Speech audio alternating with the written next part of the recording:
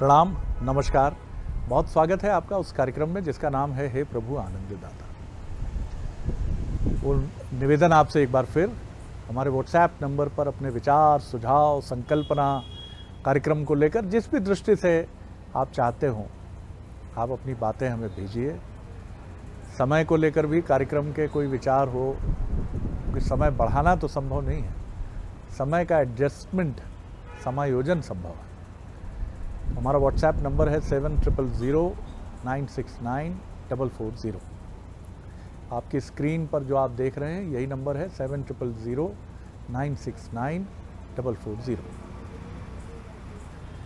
आज जिस विषय पर हम बात करेंगे वो विषय हमारे अनुभव और अनुभूति, इस पर हमने पिछले एपिसोड में बात की, उसी से गुजरता हुआ आगे बढ़ता है और हम में से अधिकांश लोग उस मार्ग से छिटक जाते हैं, क्योंकि अनुभव ही अनुभूति का कारण है और अनुभव अगर अच्छा नहीं है तो वह अनुभूति तक शायद ही पहुंच पाता है। ये प्रश्न भी हमें कई दर्शकों की तरफ से मिलता है और वो ये जानना चाहते हैं कि सत्यान्वेषी होना फायदेमंद क्यों नहीं होता। एक दर्शक ने हमें, जो ज्योतिष के भी अच्छे ज्ञाता हैं और उनका YouTube चैनल भी है, लेकिन बड़ी अच्छी बात है, उनको प्रणाम है कि वो इस कार्यक्रम के कहते हैं कि मैं टेलीविज़न पर नहीं देख पाता तो YouTube पर ज़रूर फॉलो करता हूँ। उनका कहना है कि मेरे पुत्र की तुला लग्न है। तुला लग्न होती है बैलेंस की लग्न, ऐसा उनका कहना, क्योंकि वो अच्छे प्रख्यात ज्योतिष भी है। उनका कहना है मेरा पुत्र हमेशा हर चीज़ को बैलेंस करता है। जैसे तराजू होती है कि उसके एक बाट पर आपने वजन रखा तो तुरंत प्रतिक्रिया देती है, जहाँ भार रखा है तुरंत झुकता है पल्ला, और फिर समायोजन के लिए दूसरे पल्ले पर भी आपको उतना ही वजन रखना पड़ता है, यानी संतुलन। जीवन भी संतुलन की बात करता है, लेकिन हम कितने संतुलित हैं ये आपका हमारा मन जानता है। हम असंतुलित होते हैं जीवन में जब भी, तो हमारे पास दलीलें होती हैं। कोई हमसे कहता है आपसे तो बड़ी ये गलती हो गई थी, आपको क्या पता साहब मैं किस स्थिति से गुजर रहा था तब। हम में कोई ऐब है, अगर कोई पूछता है आप में तो ये ऐब है, तो आप कहते हैं आपको क्या मालूम साहब किन किन परिस्थितियों से मैं गुजरा हूं, तब मुझे ये लत लग गई। इन सब के बीच में ये भी है कि अधिकांश लोगों का ये कहना है कि सच बोलने का उनका अनुभव, इस पर हमने पहले भी एक बार बात की है, बहुत कड़वा होता है। लेकिन सच बोलना क्या कड़वा होता है? अगर ऐसा होता तो हर संत हमें क्यों प्रिय लगता। मैं उस संत की बात कर रहा हूँ जो संत की परिभाषा पर वास्तविक रूप से निस्वार्थ भाव से खरे उतरते हैं। फिर हमें मीरा क्यों अच्छी लगती हैं, कबीर क्यों अच्छे लगते हैं, तुलसी क्यों अच्छे लगते हैं, गुरु नानक क्यों अच्छे लगते हैं। तमाम धर्मों के संतों को इसमें शामिल करिए, नाम लूँगा मैं तो फहरिस्त बहुत लंबी होगी। क्या वो सत्यान्वेषी नहीं थे? तो आप ये कहेंगे कि सत्यान्वेषी होने के लिए शरद जी अगर संत बनना है तो माफ़ कीजिएगा, मैं तो डॉक्टर हूँ, मैं पत्रकार हूँ, मैं राजनेता हूँ, और राजनेता के लिए तो बड़ी चुनौती है कि वो सच बोलना शुरू कर दे। माफ़ कीजिएगा, ऐसा नहीं कहता मैं कि राजनेता सत्य नहीं बोलते, लेकिन कुछ तो मजबूरियाँ रही होंगी, यूं ही कोई सच से पर्दादारी नहीं करता। बात बिल्कुल सही है, और राजनेताओं पर क्यों तोहमत मढ़ी जाए। आप और हम ही जीवन में सच का कितनी बार सामना करते हैं। एक टीवी चैनल ने तो सच का सामना करके ही एक कार्यक्रम शुरू कर दिया, जिसमें आपके साथ बैठकर आपको बाकायदे वो लाइंग टेस्टिंग मशीन के सामने कर देते थे, झूठ पकड़ने वाली मशीन के साथ जोड़ देते थे कि अगर आपने जरा झूठ बोला है, सवाल भी कैसे होते थे, क्या आप अपनी पत्नी से प्यार करते हैं? आपने कहा हाँ, वो बोलते नहीं, हल्का सा वाइब्रेशन आया था मशीन में, ये आप प्यार नहीं करते हैं पूरी तरह, आप झूठ बोल रहे हैं।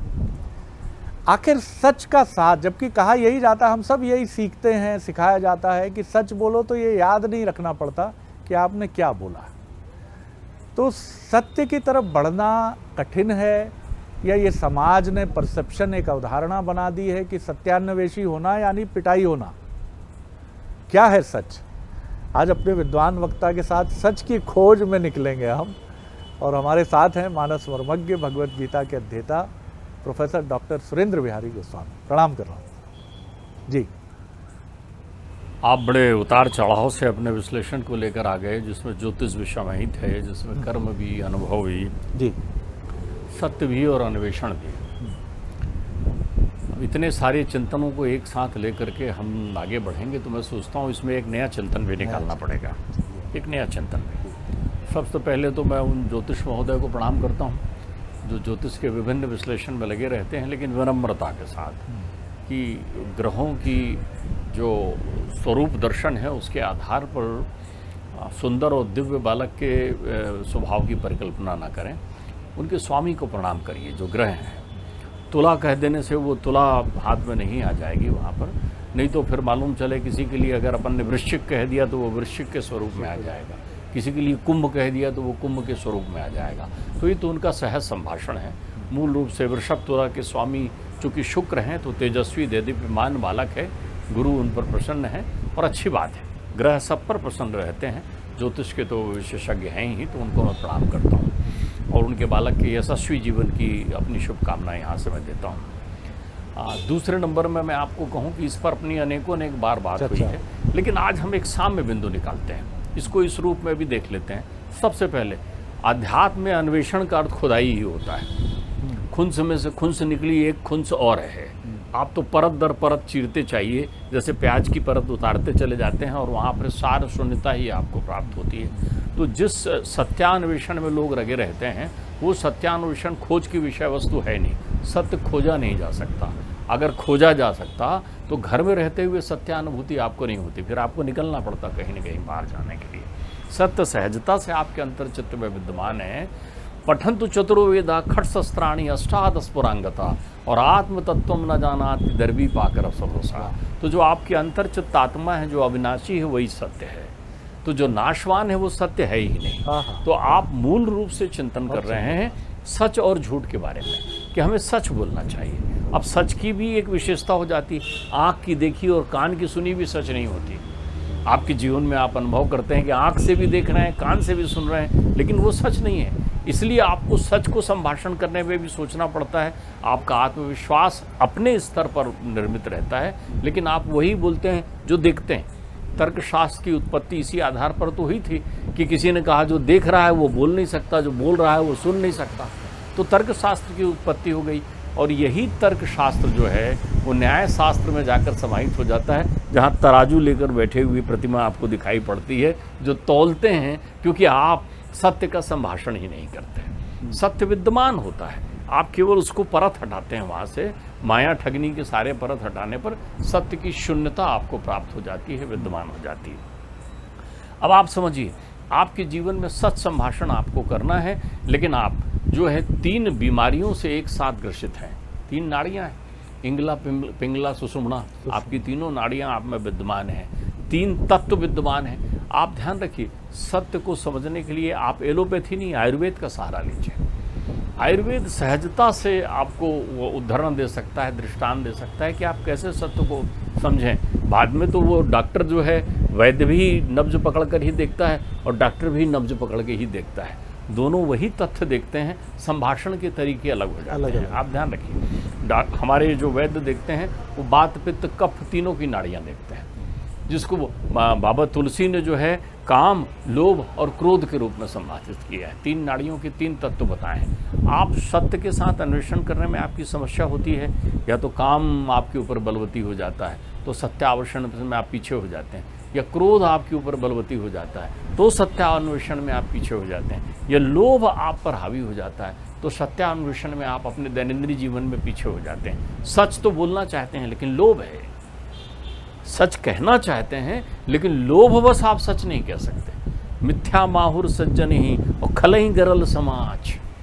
संत के लिए, सहज व्यक्ति के लिए विष की तरह है झूठ बोल लेना, और जो असज्जन व्यक्ति है उसके लिए भी विष की तरह है सच बोलना। सब यहाँ एक बात मन में आती है, जो पढ़ी हुई बात है। विवेकानंद जी का जो उदाहरण है कि जब चूँकि पिताजी का निधन पहले हो गया और वो अपने छोटे भाई और माताजी के भरण पोषण के लिए बहुत चिंतित रहते थे। परमहंस जी के पास जब वो गए तो उन्होंने कहा माँ के दर्शन करने हैं। उन्होंने कर ले नरेंद्र। जब वो गए दर्शन किए तो बोले मांग लेना माँ से जो मांगना चाहता है परिवार के लिए। बड़े दिव्य दर्शन हुए, लौटे मायूस थे। तो वाह, माँ ने दर्शन दिए, कब से तू रट लगाए था और फिर उदास है। बोले गुरुदेव मांग ही नहीं पाया जो मांगना था। अरे बड़ा कैसे गलती कर गया रे नरेंद्र। फिर एक मौका आया कुछ अंतराल के, बोला आज चूक मत करना, आज मांग लेना जो मांगना। फिर नहीं मांग पाए। क्या अगर व्यक्ति पवित्रता के उस तल को छू ले तो असत्य उसकी वाणी पर निकल ही नहीं सकता उससे? नहीं, ये आपने बड़ा सुंदर उदाहरण दिया। इस उदाहरण के प्रक्रिया में मुझे बाबा तुलसी का एक दोहा याद आता है। कलिकाल बिहाल किए मनवा, नहीं जानत कोई तनुजा मनुजा। कलिकाल बिहाल किए मनुजा, नहीं जानत कोई तनुजा अनुजा। नहीं तोष प्रतोष न शीतलता, और सब जात कुजात भय मंगता। ध्यान रखिएगा, चूंकि हम याचक हैं यहाँ आकर के, इसलिए सत्य से हमें परहेज है। विवेकानंद जी जो है याचनाओं की सीमा से बाहर हो चुके थे। बड़ा सुंदर। ध्यान रखिएगा, जब भी हम याचक होते हैं तब हमें सत्य से परहेज होता है। हम सब मंगता हो गए हैं ना हमारी प्रक्रिया में, तो मंगता होने के मूल 3 कारण हैं। ध्यान रखिएगा। मैं एक दिन बड़ा चिंतन कर रहा था, तो परमात्मा श्री राम के चरित्र का अवलोकन कर रहा था। तो मैंने देखा ऐसा नहीं है, काम क्रोध और लोभ परमात्मा के पास 3 स्त्री के स्वरूप में आए। भगवान श्री राम के समग्र जीवन में 3 स्त्रियां आईं। एक काम की प्रतीक है, एक क्रोध की प्रतीक है, एक लोभ की प्रतीक है। क्रोध का तो उन्होंने समूल उत्खंडन कर दिया, वो ताड़का के रूप में आई। भगवान के पास सामने ताड़का के स्वरूप में आई, लपलपाती जीभ में जब दौड़ी तो प्रभु ने कहा ये क्रोध का तो समूल नाश कर देना चाहिए। क्यों कर देना चाहिए? क्योंकि क्रोधेन ज्ञान नाशनम, ये ज्ञान बुद्धि को ही भ्रष्ट कर देगी। तो उन्होंने क्रोध का समूल नाश कर दिया। देखिए, साम्यता जीवन में आ जाए, काम क्रोध लोभ तीनों आवश्यक हैं आपके जीवन में, और यही सत्य के रास्ते में बाधा है। इन्हीं में अन्वेषण करते हैं आप सत्य की। बहुत सुंदर दृष्टांत। काम में तलाश करते हैं सत्य की, क्रोध में तलाश करते हैं सत्य की, लोभ में तलाश करते हैं सत्य की। यही अन्वेषण तो है। तो उन्होंने काम का तो समूल नाश स्वयं कर दिया, एक ही बाण से ताड़का को सद्गति दे दी, क्रोध रूपी ताड़का दे दी। लोभ की वृत्ति बड़ी धीरे धीरे चलते हुए आई। मारीच नहीं, लोभ धीरे धीरे चलता है आपके जीवन में। मंथरा, उसका नाम ही मंथरा है। सोचिए, जो राम की महतारी को, परम प्रिय महतारी कैकेयी के चित्त में वश में कर ले और कैकेयी के जीवन में चिंतन को जो है चिंता में परिवर्तित कर दे, वो लोभ है। मंथरा देवी जो है लोभ के रूप में आई, धीरे धीरे चलते हुए। धीरे धीरे, ध्यान रखिएगा, कैकेयी से ज्यादा प्रिय, कैकेयी को राम से ज्यादा प्रिय कोई नहीं रहा जीवन में। अब देखिए, लोभ आ गया तो तरीका बदल दिया कैकेयी ने अपने जीवन में। आपको मालूम है, ये वर्णित है, ये परम सत्य है कि जब कैकेयी से दशरथ का विवाह हुआ तो दशरथ ने शपथ पूर्वक कैकेयी का घूंघट हटाया, पर्दा हटाया, और उनको ये वचन दिया कि तुम्हारी जो संतान होगी वही राजगद्दी में बैठेगी। क्योंकि वो तो संतान की चाहत में ही विवाह कर रहे हैं ना। तो कैकेयी इतनी परम प्रिय थी कि उन्होंने सीधा सीधा उनके सामने संकल्प ले लिया कि तेरे पुत्र को मैं राजगद्दी दे दूंगा। तो कितना अच्छा अवसर था कैकेयी के लिए। खाली बोलना तो था कि महाराज आपने कहा था ना कि पुत्र को राजगद्दी दे दोगे, भरत को राजगद्दी दे दे। लेकिन ये मंथरा नहीं है। लोभ की वृत्ति ऐसी नहीं होती। लोभ की वृत्ति होती मुझे तो फायदा हो लेकिन दूसरे को नुकसान हो। ये है मंथरा कि भरत को राज्य मिले तो मिले, लेकिन तेरी जो सौत है, कौन, कौशल्या, उसके पुत्र को वनवास हो ताकि वो भी दुखी रहे। तो लोभ तृप्त नहीं करता। तो दूसरी वृत्ति मंथरा के रूप में आई। परमात्मा ने लोभ को प्रणाम किया, उन्होंने कहा बने रहना चाहिए, लोभ अपारा, उसको संतुलित रखना चाहिए। मंथरा को मारा किसने? शत्रुघ्न ने, प्रताड़ित किया शत्रुघ्न ने मंथरा को। अब देखिए, तीसरी वृत्ति काम की वृत्ति है। ये भी बड़ी खतरनाक, ये भी आपके सत्य के अन्वेषण के रास्ते में सबसे बाधा है। आप देख लीजिए, काम के लिए कितनी हिंसा हो रही है संसार में आज। काम में रिश्ते नाते सारी प्रक्रियाएं समाहित हो गई। बाबा को लिखना पड़ रहा है, अनुज बधु भगनी सुत नारी इन सब कन्या समझौ चाही, और ताही कुदृष्टि बिलोकई जो ही, और ताही बधे कछु पाप न हुई। बधे हो रहे हैं, इतनी हिंसा हो गई, घर घर काम ने हिंसा उत्पन्न कर दी है। आज जीवन नर्क बन गया है। लोग इस चमड़े के पीछे, इस नासवान चमड़े के पीछे दौड़ रहे हैं। रूप का सौंदर्य हो गया है जीवन में चारों तरफ, स्वरूप का सौंदर्य हो गया है। तो जो लोग रूप और स्वरूप के सौंदर्य में जीते हैं, उनकी नाक कट जाती है, शूर्पणखा के रूप में आई। अद्भुत बात। तो तब जो है लक्ष्मण ने जो है वो उसको सदगति प्रदान करी कि भैया चलो तुम्हारी नाक काट दें। ध्यान रखिएगा, यही तो नाक कटाई है। जो शरीर को आधार बनाकर काम के पीछे दौड़ रहे हैं, उनकी नाक कटेगी। तो वो तीन देवियां आई हैं, ध्यान रखिए। अब लोगों ने मुझसे प्रश्न किया कि महाराज अब ये बताइए, फिर तो भरत ने तो फिर कुछ नहीं किया काम क्रोध लोभ को। भरत जी वैद्य हैं, चिकित्सक दो ही हैं मानस में, सत्य पथ पर नहीं। सुषेण तो शरीर के चिकित्सक हैं, शरीर स्वस्थ हो जाए तो, लेकिन मन अस्वस्थ हो जाए तो मन अस्वस्थ हो जाए तो दो ही श्रेष्ठ चिकित्सक हैं, एक हनुमान लला, एक भरत जी। तो भरत जी ने तो कमाल किया। भरत जी ने लोभ वृत्ति का कितना सुंदर, भरत ही वो हैं जिनके कारण शर्मिंदा होकर, लज्जित होकर और बिल्कुल दुख के सागर में डूबकर कैकेयी चित्रकूट गई, कहने की चलो बेटा घर चलो। ये भरत की चिकित्सा की परिणति है। उन्होंने कहा माँ मैं तुझे कलंकित नहीं होने दूंगा। तो भरत के ज्ञानोद्देश्य और त्याग से, योगत्व के स्वरूप से कैकेयी की जीवनचर्या प्रायश्चित में बदल गई। कैकेयी जीवन भर राम की प्रतीक्षा करते रहे, भूल गए कि भरत भी उनका कोई पुत्र है युगो युग। तो हमारे जीवन में भी अन्वेषण हमें केवल काम क्रोध और लोभ की परत हटा देना है, उसके नीचे सत्य है। तो सत्य तो है ही, नीचे हमने कर दिया है, ऊपर लाद दिया ना। एक सुंदर रत्न रखा हुआ है, ढूंढ रहे हैं घर में कि कहाँ गया वो जो सोने का आभूषण रखा हुआ था। अरे मालूम चला उसके ऊपर तो गद्दे रख दिए हैं तीन, एक काम के, एक क्रोध के, एक लोभ के। अब वो गद्दा रखा हुआ है तो दिख नहीं रहा है ना, तो हटाइए ना, वही तो अन्वेषण करिए। तो आप हटाएं कैसे? तीनों को साम्यता में ला दें, तीनों को साम्यता में ला दें।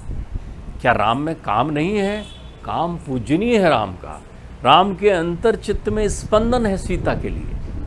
सतोगुणी काम का स्वरूप, जन जननी मानव जे ऊना, और तुमते प्रेम राम ते दूना। ये आत्मा का परमात्मा में समाहित हो जाने वाला प्रेम है। काम का वो स्वरूप, उत्कट स्वरूप, मर्यादा पुरुषोत्तम स्वरूप है। बोले राम में लोभ नहीं है ना? पिताजी ने कहा सुनो राजगद्दी में बैठ जाना। जी पिताजी कह दिया। ये लोभ का सतोगुणी स्वरूप है। राम नहीं कह रहे हैं कि मुझे गद्दी में बैठना है। पिताजी ने कहा वनवास चले जा। जी पिताजी वनवास चलेंगे। त्याग जहां निहित है वहां लोभ लोभ नहीं है, वहां लोभ पूजनीय हो जाता है। राम में क्रोध नहीं है क्या? है क्रोध। राम का क्रोध अनंत है कि जब वो धनुष में केवल प्रचंड बाण रखते हैं तो समुद्र हिलकर आ जाता है सामने, महाराज क्षमा करो। क्रोध है, सृजनशील क्रोध है। तो आपके जीवन में भी यदि काम क्रोध और लोभ साम्यता को प्राप्त कर रहे हैं, मर्यादित हैं, अनुशासित हैं, तो फिर आप अपने जीवन में सत्य पथ के पथिक हैं। वाह। फिर आपके जीवन में अन्वेषण हो गया। अन्वेषण आपको ही करना है। तराजू के एक पड़ले में आपने काम क्रोध लोभ को रख लिया है, तराजू के दूसरे पड़ने में आत्मा राम विद्यमान है। वो पड़ला तो हमेशा ही झुका हुआ है। सत्यमेव जयते नानृतम। आप तराजू को देख रहे हैं अपनी उस दृष्टि से, काम दृष्टि से देख रहे हैं तो आप तुलना कर रहे हैं। आपका जहाँ काम जहाँ प्रबल है आप कह रहे हैं यही सत्य है। आपकी ढिठाई, आपकी हठाई, आपकी लड़ाई, सब कुछ आपके इसी तीन आवरण के कारण है। तो जो इससे मुक्त है वो सच है। तो आपने कहा मुक्त मतलब ये चला गया? नहीं, जो इसको साम्य बिंदु में जीवन जी रहा है, साम्य बिंदु में, वो मर्यादित है, वो पुरुषोत्तम के पथ पर है। तो आप भी इसको साम्यता में स्वीकार करिए ना। तो हमारे जीवन में यह अतिरूप में हो गया है। बहुत सच बात है। सच के साथ रहिए। सत्य अन्वेषण की विषय वस्तु नहीं, आप सच रहिए। सच, वो जो चलित शब्द है सच और झूठ, सत्य और असत्य। असत्य का अर्थ होता है जहां सत्य नहीं है। सबसे महत्वपूर्ण बात यही है कि संसार में जो विषय हैं, जिसमें तीन प्रमुख हैं जिनका डॉक्टर साहब ने जिक्र किया, काम, क्रोध और लोभ। अगर इनके साथ एक साम्य स्वरूप में आपने तादात्म्य में बिठाया है कि ये तीनों आपको न विचलित करते हैं ना आपको प्रभावित करते हैं, ये आक्रमण करते ही करते हैं। जैसा बहुत सुंदर उदाहरण हमने भगवान श्री राम का सुना। और हम में से संसार में आया कोई भी व्यक्ति नहीं है जीवनधारी कि जो इनसे अछूता रहा, मानव ही नहीं पशु भी। लेकिन जिसने साम्य बिठाया, और वो मनुष्य ही है कि वो इस बुद्धि का स्वामी है कि वो साम्य बिठाता है, तो वो स्वतः ही सत्य का पथिक हो जाता है। और सत्य के पथिक का जो गहरा अनुभव से अनुभूति तक पहुंचा तत्व है, वह आपको ऐसी निर्मलता और ऐसा आनंद प्रदान करता है जिसको हम अक्सर भक्ति या प्रभु के स्वरूप में देखकर कह देते हैं कि हमारे बस का नहीं है, हम थोड़ी कर सकते हैं। इतनी सर्दी है, बाबा जी हिमालय में एक लंगोटी लगा के बैठे हैं, कैलाश पर्वत के समीप थर थर काँप रहे हैं, लेकिन उसके आनंद तक हम नहीं पहुँचे हैं, क्योंकि शायद हम काम, क्रोध और लोभ के शिकार अभी तक हैं। जो इससे मुक्त हुआ उसके लिए क्या सर्दी, क्या गर्मी, क्या किसी के प्रति आसक्ति, क्या आसक्ति नहीं। इसीलिए अपने परिवार में भी कई लोगों को मैंने देखा एक अवस्था में कि उनकी थाली में आप 56 व्यंजन अगर आपने बनाया है रखिए, वो कहते हैं मेरी दलिया और मेरी बिना घी वाली एक रोटी कहाँ है भाई, ये सब मैं नहीं खाऊंगा। खाते समय भी अगर परिवार में किसी की मृत्यु की सूचना आई तो एक गहरी सांस छोड़कर, जल हाथ छोड़कर अन्य देव को प्रणाम कर उठते हुए किसी तटस्थ स्थिति प्रज्ञ योगी की तरह ऐसे परिवार के बुजुर्गों को भी मैंने देखा है। यानी ये सत्य के वो पथिक हैं जिन्होंने बाहर के काम, क्रोध, लोभ के जितने भी आक्रमण हैं, इनको कहीं ना कहीं स्थिति प्रज्ञता के कवच से निरुत्तर किया है। क्या आपने, हमने किया है? ये सवाल आप स्वयं से पूछिए, मैं खुद से पूछता हूँ। बहुत आनंद आया गोस्वामी जी। अगले एपिसोड में एक और विषय लेकर उपस्थित होंगे। प्रणाम।